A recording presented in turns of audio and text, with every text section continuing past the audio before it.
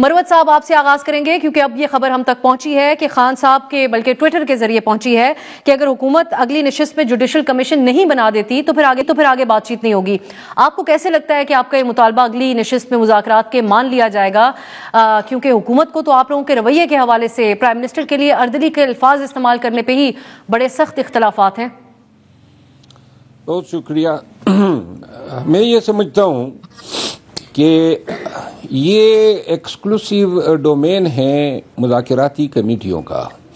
جو P T I کی مذاکراتی committee ہے اور جو حکومت وقت کی طرف سے بنائی گئی ہیں، یہ جب ٹیبل پہ بیٹھیں گے تو ٹیبل میں پہ ہی یہ چیزیں ڈسکس ہوں گی، ان کے سامنے رکھی جائیں گی. تحریری مطالبہ تھا وہ خان صاحب نے پورا کیا. دوسرا، خان صاحب نے آج یہ بھی کہا کہ اگر یہ مذاکراتی ٹیم کو مجھ سے ملنے نہیں دیتی ہیں تو تب بھی ضرورت نہیں ہے، آپ لوگ تیسرا سیشن بھی کر لیں اور چوتھا سیشن بھی کر لیں. تو لہٰذا میں یہ سمجھتا ہوں کہ یہ جو بیانات ہیں ماں سوائے ان لوگوں کے جو مذاکراتی عمل کا حصہ ہیں، باقی جتنے بیانات ہیں سوشل میڈیا کے اکاؤنٹ سے یا میڈیا پہ جو دیے جا رہے ہیں، مانی رکھے گی جب نیا سیشن ہوگا تھرڈ، اور اس پہ جب یہ بیٹھیں گے اور جب یہ میٹنگ کنکلوڈ ہوگی تو اس کے بعد جو اعلامیہ جاری ہوگا اس کی اہمیت ہوگی. باقی جو ہے رانا ثناء اللہ صاحب نے آج جو کہا یا کل عمر ایوب صاحب نے کہا یا جو باتیں تھوڑی گرم گرم لہجے میں ہو رہی ہے، میرا خیال یہ ہے کہ یہ چیزیں مذاکرات کے عمل کو متاثر نہیں کرے گی. نہیں کریں گی. رانا صاحب، ایک تو آپ لوگوں کا شکوہ ہے، ہم نے خواجہ آصف کا سٹیٹمنٹ جس طرح سنایا ہے، لیکن یہ آپ کی دوسری بات ہے، تحریری مطالبات پہ راضی ہو گئے ہیں، خان صاحب نے گو اہیڈ دے دیا. لیکن جو تیسری بات ہے جوڈیشل کمیشن کی، کہ آپ لوگ اگلی میٹنگ میں بات ماننے کے امکانات ہیں کہ جوڈیشل کمیشن کا قیام کرتے ہیں تاکہ بات آگے بڑھے؟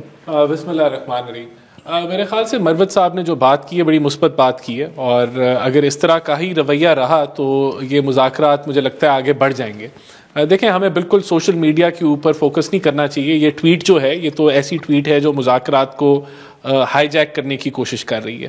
تو یہ اگر پالیسی ہے پی ٹی آئی کی تو یہ پھر ظاہر سی بات ہے یہ چاہتے ہی نہیں ہے، کیونکہ ہم نے تو پہلے دیکھیں ہماری نیت تو کلیئر ہے. ہم تو چاہتے ہیں کہ اس ملک میں پولرائزیشن کم ہو، نفرت کی سیاست کم ہو، ملک آگے بڑھے.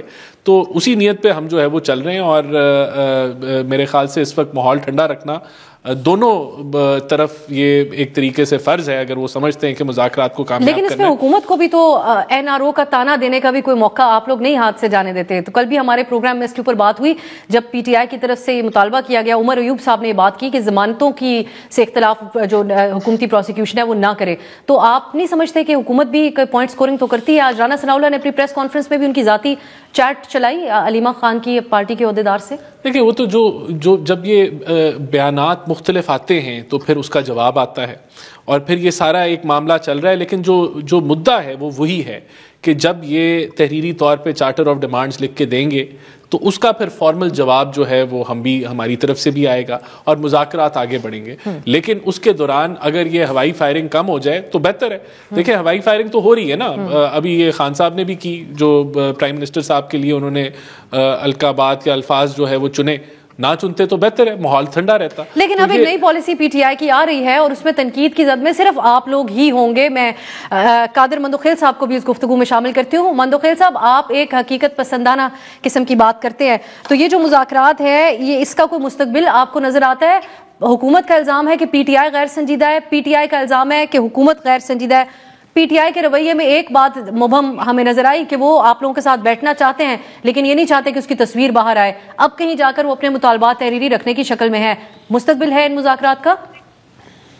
آپ نے حقیقتانہ پوچھا. نہ تو حکومت چاہتے ہیں کہ پی ٹی آئی سے مذاکرات کامیاب ہو، نہ پی ٹی آئی چاہتے ہیں کہ ہماری حکومت کے ساتھ مذاکرات کامیاب ہو، بلکہ وہ اسٹیبلشمنٹ کی طرف دیکھ رہے ہیں. تو بہت سارے سوالات آپ کے سامنے میں رکھ دیتا ہوں.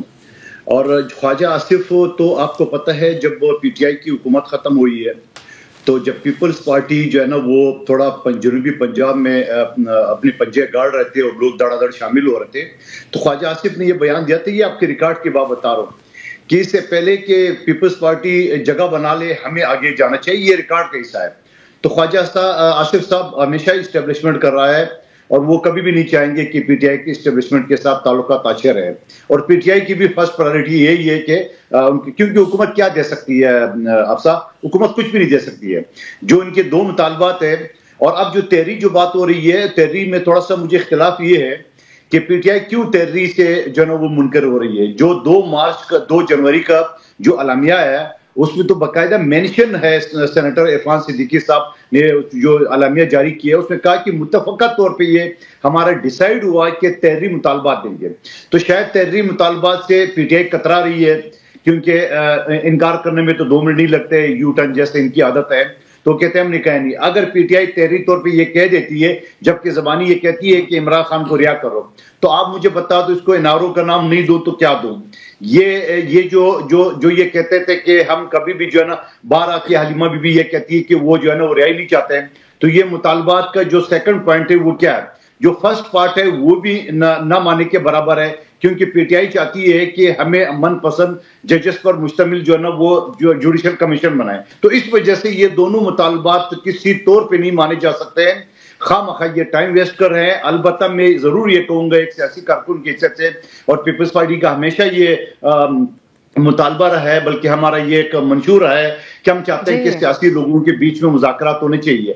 آپ اگر پی ٹی آئی کی 1 مہینے کی پرواز دیکھ لیں جو 70,000 بلندی پہ پرواز کر رہی تھی، اب وہ آہستہ آہستہ رن وے پہ آ رہی ہے. تو ممکن ہے کہ ان 2 مطالبات کو چھوڑ کے اور مطالبات حل ہو سکتے ہیں. اور شیر افضل مروت صاحب وکیل ہے، یہ مجھے بتا دے کہ یہ ایک جملہ، یہ وکیل ہے شیر افضل مروت صاحب، مجھے بتا دے، میں بھی قانون کے طالب علم 30-31 سال ہو گئے مجھے پریکٹس کرتے ہوئے، مذاکراتی کمیٹی خان کو کیسے رہا کر سکتی ہے؟ وہ ذرا فارمولا تو بتا دے، وہ اختیارات تو بتا دے کہ جو ضرور بتائیں. میں ضرور پوچھتی ہوں، مروت صاحب ضرور اس پہ رسپونڈ کریں.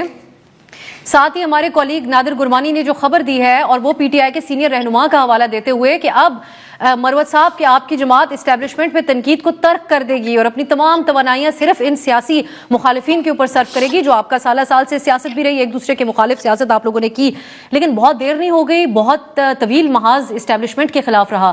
اور یہ سیاستدان جو آپ کے ساتھ مذاکرات کرتے ہیں، آپ ان کو کہہ رہے ہیں ان کے پاس کوئی اختیار نہیں، تو اس صورت میں تو یہ ایزی ٹارگٹ ہوں گے، ان کے اوپر آپ تنقید کرتے رہے، اس کا نقصان بھی کوئی نہیں.